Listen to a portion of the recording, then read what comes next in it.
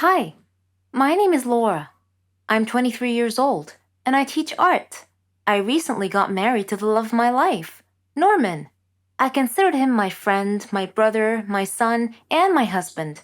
We loved to prank each other, even after we got married. For instance, one time I turned off all the lights in the apartment, dressed up as a monster, and scared the living daylights out of him when he came back from the store. Another time, he damaged my car. I put mayonnaise on his toast. I did worry sometimes that our jokes might go too far. I mean, he did get really mad at me once. He stopped talking to me for 2 days, even though I apologized profusely many times. After that, our pranks sort of stopped. I figured our pranking days were over. About a month later, I returned home to find a letter on the floor. I opened it and read it. If you don't pay us 100,000 by Friday, we will kill Norman. I smiled. Norman was pranking me again.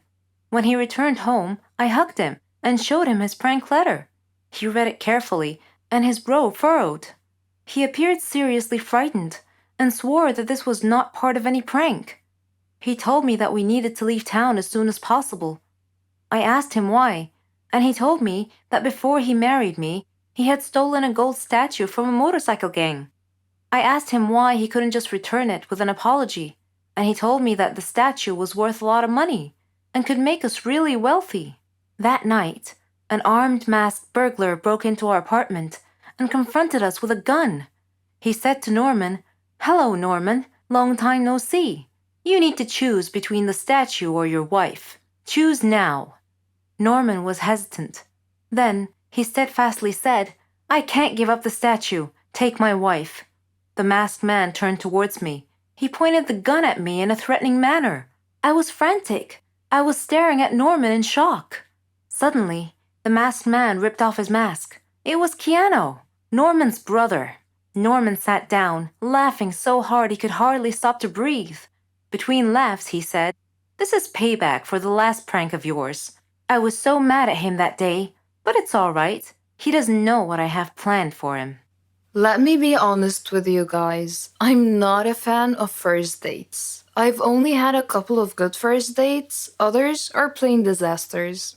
However, from time to time, I like to get on Tinder and swipe between pictures. Tinder dates always turn into funny stories, sometimes even spooky ones. My guy best friend Ryan and I decided to go on a few Tinder dates just for the fun of it. Before we went out, we would always agree on a safe word, and that word was hot dog. A text saying, "Hey, can you pick up some hot dogs on the way?" Or something along those lines basically meant, "Can you call me and pretend there's an emergency so I can get out of this situation without being rude?" We had a lot of safe words meaning different things, and had an unspoken rule that every time we were on a date, we would let the other person know. I met this guy called Brandon on the application. We had a few good chats and decided to go out for brunch. I called Ryan and I let him know that I'll be having brunch with this Brandon guy. I'm not a supermodel, but I'm a bit too picky when it comes to first date outfits. I dived into my closet and decided to wear a bright pink off-shoulders blouse and a tiny little white skirt. And of course, my signature mermaid hue high heels. Brandon texted me saying he knows of a nice Italian restaurant. Despite the fact that we were going out for brunch, I somehow agreed to Italian. The guy comes to pick me up for our brunch date. He looks nice with lots of black on. He says he needs to make a stop along the way. I couldn't really seem to disagree. I mean, he clearly forgot to buy me flowers. So I say it's fine and he can make a stop along the way. He pulls up to a gravesite and I see people and I'm like, okay, maybe he's picking something up from someone, or maybe he works here and needs to do something. What was really going through my mind though is what the heck is he doing and why is he bringing me to a gravesite on a first date? I just waited in the car, especially since there's mourning people nearby and I'm wearing a bright pink outfit. He gets out of the car and opens up the passenger side door. I tell him something along the lines of, I don't want to draw attention to myself and I'll just wait here. And he says something along the lines of, don't worry, you look great. They will love you. Despite my pink outfit and my high heels, Brandon was very well built. He was very tall and had broad shoulders. One could easily tell that he is into martial arts. So I wasn't very worried about my safety. However, I was really worried about his mental health. I'm not even kidding. I was so very curious about what on earth were we doing there at 10 a.m. on a first date. And who is they, as in, they love you. Okay, so the next part is a bit hard to define whether it was creepy, surreal, or a prank show. It was his mother's funeral. I stood next to a group of weeping people watching as my date's mother was lowered into the ground. Needless to say, it was really, really awkward, especially since he kept trying to hold my hand and nuzzle me for comfort. It's a first date, for God's sake. I waited for the service to be over, as I didn't want to be rude to the grieving people or to the dead woman. And then I texted Ryan, hot dog. So Ryan called me and pretended to be my landlord and told me that my apartment was flooded. I quickly apologized to Brandon and called an Uber. While I was waiting for my Uber to arrive, Brandon kept on holding my hand and literally begging me to stay a little bit longer. He also said we could still go out for brunch, but I politely said we could reschedule for another time. I think his cousins or something were standing too close. He told them that we've been dating for a few weeks and they should talk me into staying. I was so glad that my Uber finally arrived. I hopped inside the car like a freaking ninja. I called Ryan and asked him to come over. We stayed together, and honestly, I've never laughed as much as Ryan made me laugh that night. And guess what? Ryan and I realized we were actually in love a few weeks later. We gave up online dating and we've been together ever since. It all happened on my last holiday. It was a terrible experience. It was the worst holiday I have ever had. Me and my friend Renee, we decided to go to New Zealand. We were saving money for a very long time to go on this trip. It was our dream to go to the land of the Lord of the Rings. We had made reservations for flight at the end of July, and from that moment on, everything went wrong. It turned out that the flight was reserved for only one person, simply because a woman at the travel agency didn't understand us very well. I managed to reserve a flight, but a different one, so we couldn't go together. But I thought that it was not a big deal. My friend flew a few hours after me. I was going first. When I arrived at the airport, I was very happy because that meant that my holiday has just started and that nothing else could happen. And I was mistaken. When the hour of my flight was coming, I queued up to the custom clearance. My passport was right, and the next thing I had to do was to go through the metal detector. When I was passing through, it started to beep. I was so scared. I was taken aside immediately, and I felt like a thief. It was terrible. The custom officer had taken me to another room and she told me to undress. I tried to explain that I had a belly ring and maybe it was the cause of the beeping, but she didn't want to listen. I had to undress. They took my clothes somewhere else and I was standing alone in the middle of the room. I was shocked and stressed. The woman came back after about 5 minutes, which seemed to be ages for me. She gave me back my clothes, but I was not allowed to put them on. She checked me one more time with a small metal detector, which was obviously beeping in front of my belly ring. Of course, the custom officials went through all of my things, but they didn't find anything.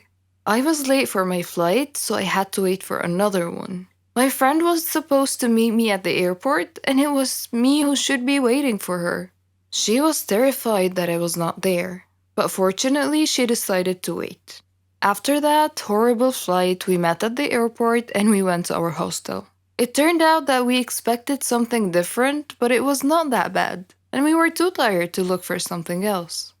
New Zealand is the most beautiful country I have ever seen, and we loved everything about it. The people, their customs, their food, basically everything, and the entire environment. We spent 3 weeks there. We had a really good time, but when the time ended, we had to fly back home. I was a little bit scared. This time, I decided to remove my belly ring. We came to the airport about 3 hours before the departure time. At the entrance to the airport, we saw an older woman who had a large card with the word written on it with capital letters, Poland. So I came up to her and I started to speak in Polish. She smiled and we started to chat together. When we were just about to leave, she asked me if I could take a box of chocolates with me and give it to her son in Poland. He was supposed to meet me at the airport because she would phone him. And of course I agreed. And then it started again. At the custom clearance, everything was okay. I came through the metal detector and nothing happened. My passport was alright. I was almost free when the custom officer asked me about the chocolates. I said that it was given to me by the lady at the entrance and that her son is going to take it back at the airport in Poland. The custom officer asked me to open the box. I didn't want to agree as it was not mine, but I had to. It turned out that inside there were not chocolates, but cocaine worth $20,000.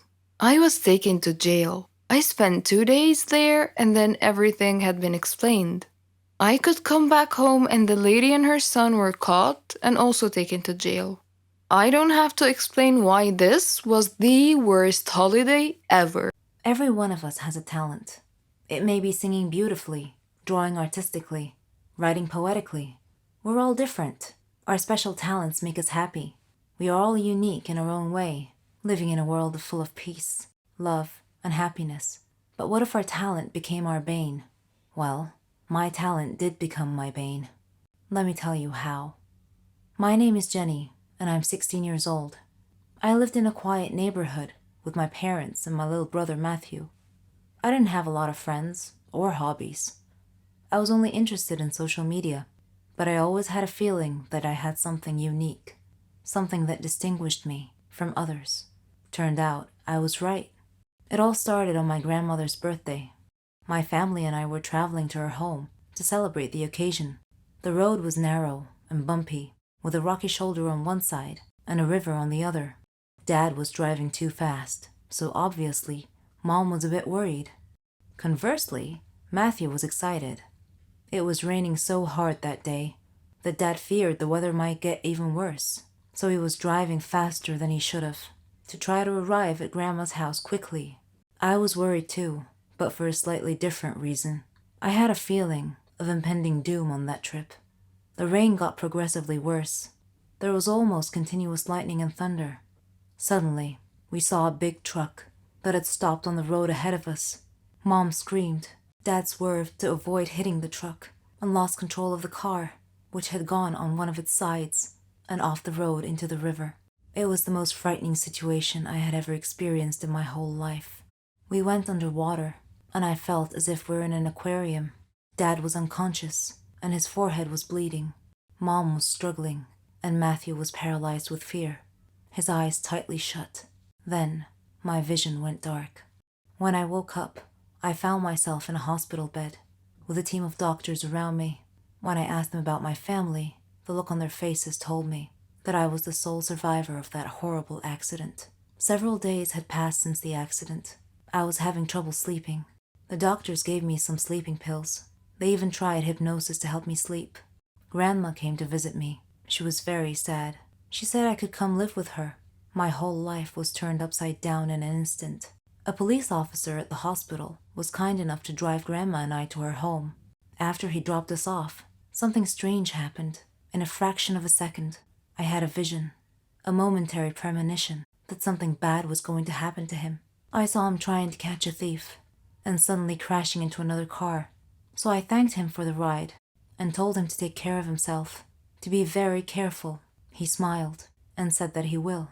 The very next day, as I was watching the news, I saw a report that that very same kind officer had died in a car crash, just like my premonition.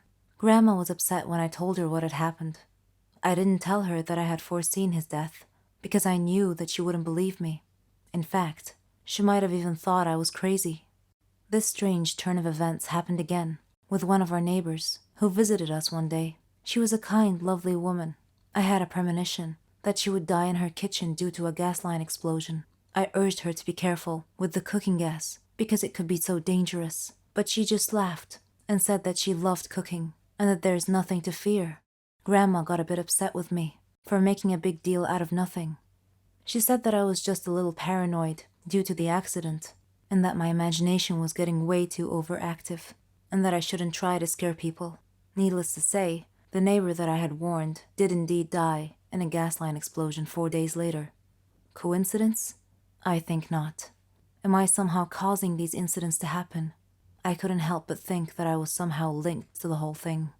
I searched the internet for any information about this phenomena, and I found that it was common in people who had been involved in a traumatic experience, especially almost drowning incidents. I read a research that said that parts of the subject's brain would become very active. After our neighbor's accident, my aunt and uncle came to visit us.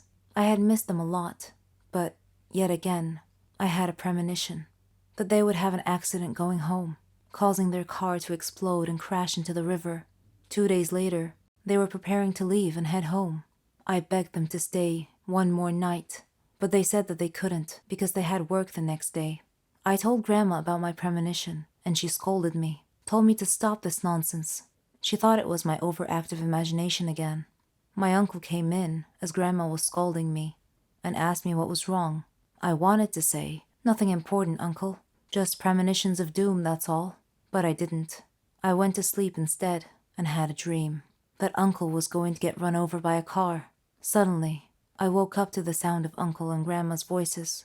They were talking about me, and it was raining outside. Uncle stood up and said that he had to get something from his car. I sat up straight and shouted, "No, don't go." Uncle said, "Jenny, it'll be fine. I'll just get something from the car." I couldn't dissuade him from going, so I followed him out. Uncle went out to his car and was standing by its door, which was facing the road. Then I saw the headlights. A car was coming down the road, driving towards us. I saw the car hit a flooded spot on the road and suddenly began sliding sideways, right towards Uncle. Instinctively, I made a decision to try and protect him. I had to at least try. I jumped in front of the swerving car. The driver saw me and tried to regain control. Suddenly, I felt a warm sunshine mysteriously coming down from the sky amidst the rain, and I felt calm and safe. And I had one final premonition before everything went dark.